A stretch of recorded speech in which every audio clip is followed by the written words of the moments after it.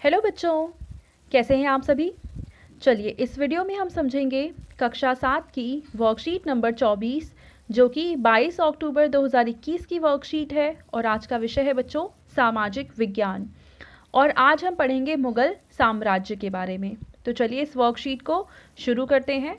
हुमायूं की मृत्यु के उपरांत अकबर उसका उत्तराधिकारी बना। जब वह राजा बना उसकी आयु मात्र 13 वर्ष थी, यानी कि हुमायूं का बेटा था अकबर।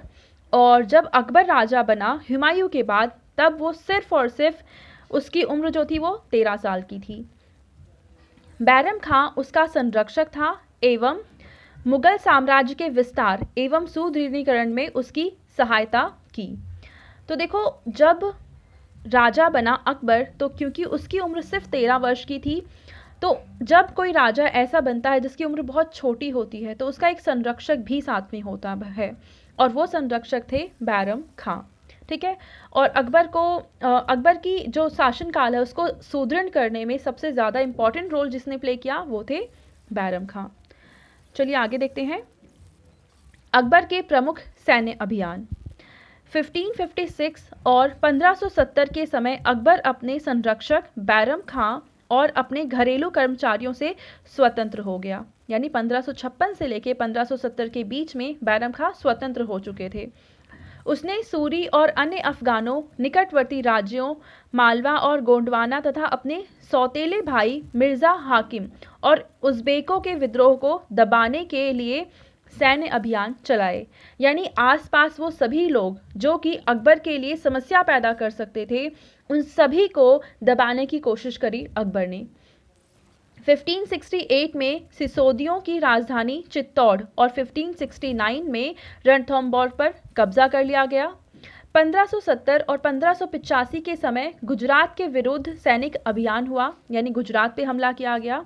उसके बाद 1585 से 1605 के समय अकबर के साम्राज्य का विस्तार हुआ, यानी जो क्षेत्र अकबर के कब्जे में था उससे ज़्यादा क्षेत्र उसके कब्जे में आ गया। उत्तर पश्चिम में अभियान चलाए गए। सफाविदों को हराकर कंधार पर कब्जा किया गया और कश्मीर को भी जोड़ लिया गया। यानी कि जो अकबर जहाँ पे था उससे पश्चिम में और उत्तर में जो आज का है कश्मीर, पंजाब, हरियाणा, इन क्षेत्रों को भी अकबर ने अपने कब्जे में ले लिया।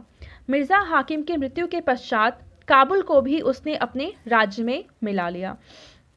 तो देखिए, अकबर का सौतेला भाई था एक मिर्ज़ा हाकिम, तो जब अकबर ने उसको हरा दिया तो उसके बाद जो भी उसका राज्य था उसको भी उन्होंने अपने राज्य में मिला लिया और उसका राज्य था काबुल। ठीक है।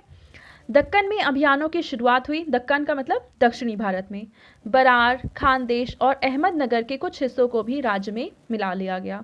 तो अकबर के पहले जो राज्य छोटा सा था उसको धीरे धीरे हर तरफ से बढ़ाया गया और उसको बड़ा करने की कोशिश की गई। अब आता है कि अकबर की प्रशासनिक नीति क्या थी।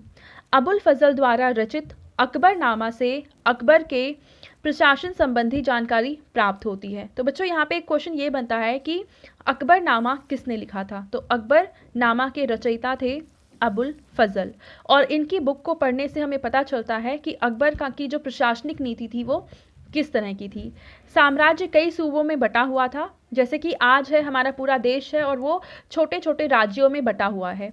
सेम ऐसे ही अकबर का जो साम्राज्य था वो छोटे छोटे, जैसे हम आज राज्य कह रहे हैं, उस समय इन्होंने इसका नाम सूबा रखा था। तो ये सूबों में बटा हुआ था। सूबों के प्रशासक सूबेदार कहलाते थे, जैसे अभी हम कहते हैं मुख्यमंत्री, तो उस समय ये प्रशासक कहलाते थे सूबेदार, जो राजनैतिक तथा सैनिक दोनों प्रकार की जिम्मेवारी निभाते थे। प्रत्येक प्रांत में एक वित्तीय अधिकारी होता था जो दीवान कहलाता था। वित्तीय अधिकारी मतलब जो हमारी धनराशि हो रही है, कितना आय हो रहा है, कितना व्यय हो रहा है, उन सभी का हिसाब किताब लगाने वाला जो अधिकारी था उसको कहा जाता था दीवान। प्रशासन में सहायक अन्य अधिकारी भी थे, जैसे कि बख्शी, सदर, फौजदार और कोतवाल। यानी प्रशासन में साथ देने के लिए दूसरे अधिकारी भी होते थे। बख्शी क्या होते थे? सैनिक वेतनाधिकारी होते थे। सदर होते थे धार्मिक एवं धर्मार्थ किए जाने वाले कार्यों का मंत्री, यानी धर्म से जुड़ी हुई बातों से से जुड़ा हुआ जो अधिकारी होता है उसको सदर कहा जाता है। फौजदार है सेना नायक। कोतवाल है नगर का पुलिस या का जो अधिकारी होता है। ठीक है। तो ये सारे अधिकारी थे जो कि सूबेदार की हेल्प किया करते थे उनके प्रशासन में। उसके बाद है अकबर की धार्मिक नीतियाँ। तो अकबर ने सुलह कुल की नीति का आरंभ किया। अब क्वेश्चन ये आ सकता है कि सुलह कुल की नीति का आरंभ किसने किया था? तो ये किया था अकबर ने। सहिष्णुता की यह धारणा अपने अनुयायियों के मध्य भेदभाव नहीं करती है, यानी जो सुलह कुल की नीति है इसका मतलब ये है कि अकबर के जो भी अनुयायी थे, यानी उनके जो फॉलोअर्स थे, उनके बीच में किसी भी तरह का कोई मतभेद नहीं है, वो सब एक बराबर हैं। इसका केंद्र बिंदु थी नीति शास्त्र की एक व्यवस्था जो सर्वत्र लागू की जा सकती थी, जिसमें केवल सच्चाई, न्याय और शांति पर बल था। यानी इनकी जो नीति थी वो बल देती थी सच्चाई पर, न्याय पर और शांति पर। अब इसके बाद यहाँ पे हमें एक एक्टिविटी दे रखी है। अपने अध्यापक अथवा परिवारजनों की सहायता से अकबरनामा एवं उसके जिल्दों में दिए गए विषयों में जानकारी एकत्र कीजिए।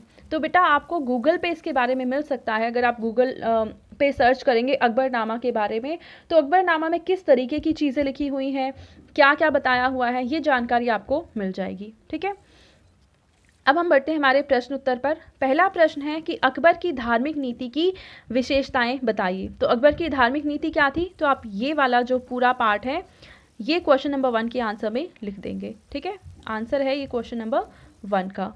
दूसरा प्रश्न है कि अकबर के प्रशासन की विशेषताएं लिखिए। तो अकबर के प्रशासन की विशेषताएं हैं, तो यानी अकबर की प्रशासनिक नीति, ये वाला पार्ट आप क्वेश्चन नंबर 2 के आंसर में लिख देंगे। ठीक है, तो ये थी आज की हमारी सोशल साइंस की वर्कशीट एंड आई होप आपको ये वर्कशीट समझ आ चुकी होगी। अगर आपको ये वीडियो पसंद आई है तो इसको ज़रूर लाइक करें, अपने फ्रेंड्स के साथ भी शेयर करें और इस चैनल को सब्सक्राइब कर लें। Thank you.